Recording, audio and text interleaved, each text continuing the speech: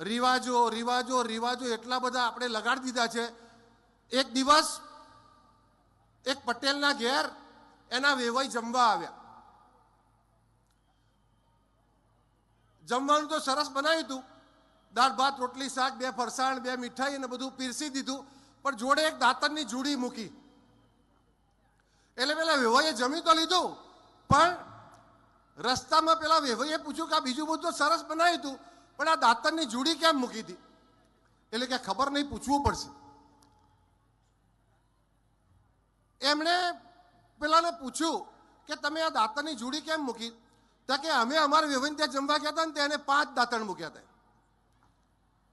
પછી પેલાને પૂછ્યું કે ભાઈ તમે દાંતણ કેમ મૂક્યા હતા? કે અમે અમારા વેવાઈને ત્યાં જમવા ગયા હતા ને એમને 2 દાંતણ મૂક્યા હતા. પછી એ 2 વાળાને પૂછ્યું કે તમે આ દાંતણ કેમ મૂક્યા હતા? કે અમે અમારા વેવાઈને ત્યાં જમવા ગયા હતા ને ત્યાં અમારા ભોજનની થાળીમાં દાંતણ મૂક્યું હતું. તે પૂછતા પૂછતા પેલા માજીના ત્યાં ગયા કે તમે આ જમવાનું તો સરસ બનાવ્યું હતું, પણ આ દાંતણ કેમ મૂક્યું છે?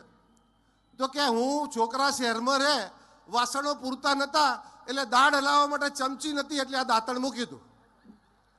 ભાઈ એમાંથી તમે મોહનભાઈએ 50 તોલા કર્યા, પછી આપણે 100 તોલા કરવાના, પેલો 150 તોલા કરે અને 51 જોડી લીધા, એટલે આપણા 75 જોડી લેવાના અને 100 જોડી લેવાના, અને 1000 માણાનું કર્યું હતું. આપણે તો 2000 માણાનું કરવું પડે, વટ પાડી દેવું પડે.